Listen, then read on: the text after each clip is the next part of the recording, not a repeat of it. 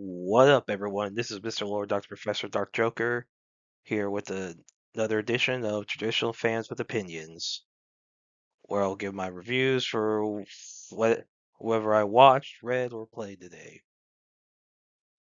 And who are Traditional Fans with Opinions? That is myself, and that is you, the viewers.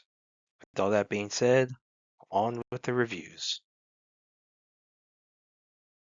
Liar Game, episode 16. So in this episode, so with you know, Yoko's plan, same Akiyama's plan, basically cementing the Country of Nights victory. Akiyama's idea is to, when he learns about what happened, is to basically so he has an idea to trick Bandana thinking that the 1.91 billion yen that was deposited was never put in the ATM, so Bandana thinks that the money is still in play. And so basically what happens is, since neither team can know exactly what's in the other team's, ATM, Akiyama tries to use that to his advantage. So Akiyama claims that the three guys were basically intentionally falling for the trick, and so basically it's a giant bluff. And so Akiyama convinces Bandana to basically spy for the country a day. So you know basically it's gonna be interesting how the rest of this game goes. And so Akiyama intentionally loses 50 million. And now so that's supposed to start his plan. We'll see how it goes. See, I like this one. It's centered around Akiyama. Now is basically a side character, which really freaking helps. Because when Now's the focus, it just sucks. But Akiyama being the focus, so much better. So yeah, I like this episode. Looking forward to the next one. House of the Dragon, Season 3, Episode 5.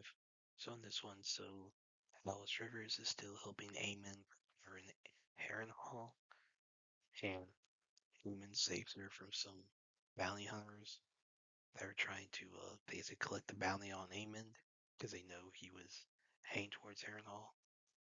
Now when Aegon and Loras are still continuing their trip, Aegon blames Eamon for all happened. Loras basically tells him to basically quit being a freaking pussy and get over it. Calls him basically call him spoiled brat. Now Thailand's revealed to be alive, and whenever Aegon and Loras go to Rook's Rest, and Aegon kills the guy who humiliated him to keep him from revealing his identity. So okay, so Thailand be like, not surprised because in the books he becomes the hand of the king, like like some point after the war, like I believe he be so yeah, he shouldn't be dead, and he offers for Aegon to hide out in Lannisport. Laura says that will probably allow the Lannisters to have Lannisport be the seat for the crown, help the Lannisters position. Not entirely out of the realm of possibility, considering the Lannisters in the main show who basically control things. So yeah, so Am and Bela, they search the Riverlands for Aemon. Bela is still sad about Jace's death and how Rhaenyra won't really look at her because of what will happen. Now, Kristen Cole and Gwen Hightower using guerrilla warfare against Oscar Tully, and so basically Christian wants to die in battle. So it's setting up Butcher's Ball, which I'm based on how they're doing it. They might end up doing Butcher's Ball this season. They shouldn't, because it's not till after the first battle Tumbleton. But they might be blending the two battles into one. So yeah, Adam, Darren, the Hugh and Ulf might die in the finale. So who knows? They may not even have the trees and whatever. So yeah. Now Gwen deserts Christian, and then in King's Lane, Allison's trying to get Helena to abort her pregnancy, because she's pregnant with Maylor. Helena says no. Saria keeps them from escaping King's Lane and discovers that Helena's pregnant, and Allison offers Basaria to you know a favor if she keeps it secret. Now Helena and Allison use some hidden passage to escape, but they're trapped, and then multiple city watchmen are killed, and Damon tries to investigate. So Damon tortures one of the killers and learns that Orman paid the killers to kill the guards. And Damon tells Rhaenyra that Orman's declared Daeron king and is making coins with his face on it. And Damon then finds Luthor and other watchmen killed and called traitors, so whether or not that's Orman stuff or if that's setting up the riots at King's Landing, who knows? Because stuff's about to happen.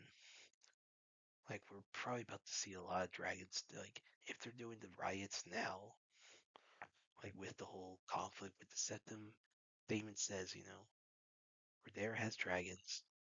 That's the proof of strength. Whatever the High Septum says shouldn't matter because Damon doesn't care. Like he wants to, he gives like a speech saying, let's get 9 kingdoms, 12, the new Valeria. Like Damon's like, we'll just take over with dragons. Yeah, he's thinking more realistically than Rhaenyra is. Like Rhaenyra's council, they're so disorganized. I don't know how they're gonna freaking rule. Like this might be the most retarded council we've seen in the franchise. Like it might be like Rhaenyra's council is so freaking stupid.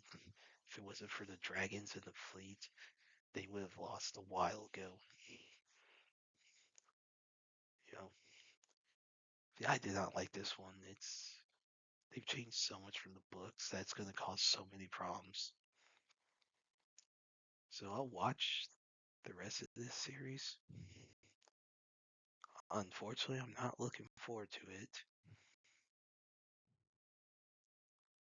The Insipid Prince's Furtive grab for the throne, episode 3. So in this one, so the Emperor announces so the Emperor's name is Johannes. Chancellor Franz announced a contest for the title of Ambassador Extraordinary. So it's during the Knights Festival of the Hunt, and all the siblings still each lead a regiment to hunt monsters. Now Arnold's concerned if Eric, Gordon, or Sandra win, Leonard will be forced out of the Imperial Succession, like whole dispute. So, you know, Arnold has to be careful how he helps Leonard, and he must still show that he's the insipid prince. He can't use his like ancient magic abilities. And Sabas is trying to get set up Arnold and Finn as like a couple, which there's some humor there. Now, at Silver, Arnold kills a AAA class Cerberus and comes across Elena Armsburg, who's the commander of the Third Regiment. Now, she was a friend of his as a kid, and basically she kind of scares him because of how like they're trained. She would you know, basically like she would like beat him up, or whatever. And Arnold kind of provokes her to kill protection, so she can't retaliate. Elna says she swears revenge on Silver.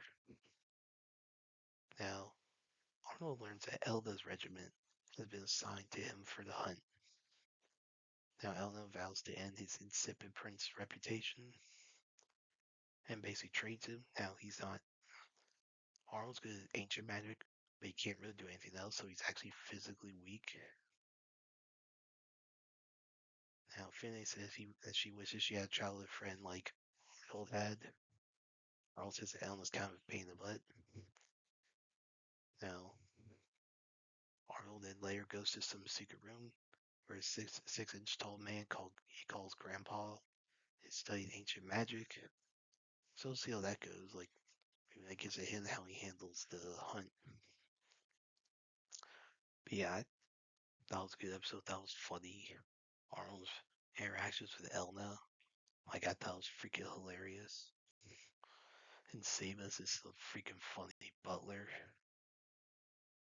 So yeah, I thought it was a good episode. Looking forward to see how this festival goes. The East Palace. So this is like a Korean show on Netflix. So basically, there's like some pawn spirit that's allegedly killing like members of the royal family. So the king, who's not named, uh, basically everyone's concerned about what to do.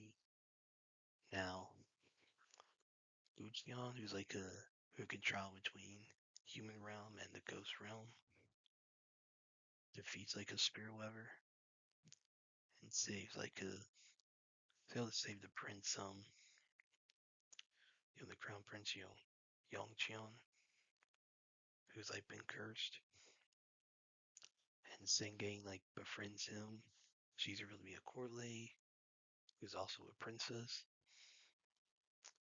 and like she helps Lucian investigate all the spirits. She can hear them, but she can't see them. So she gets involved with a lot of that. It's revealed the Queen Dowager had arranged the lady that allegedly became the pawn spirit, arranged her death. So she's like in prison, whatever. And it's revealed the spirit did not kill any of the royal family. It's all the king who's poisoning them.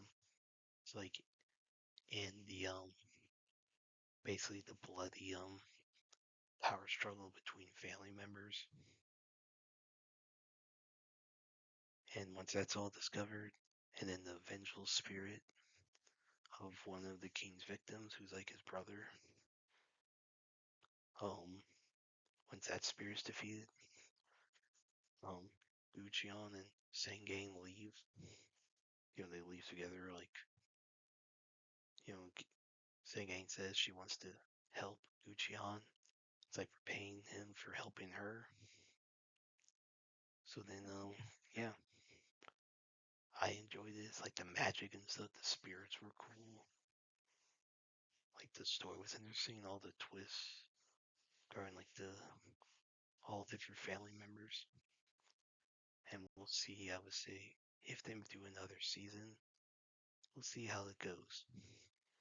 I would like a season 2, but if you don't, it had a good ending. And that's it. Did y'all like the stuff I reviewed? And if you have your own opinions about all that, you can put all that in the comments. Thank you for watching, and like, subscribe, and all that. And look forward to the next video.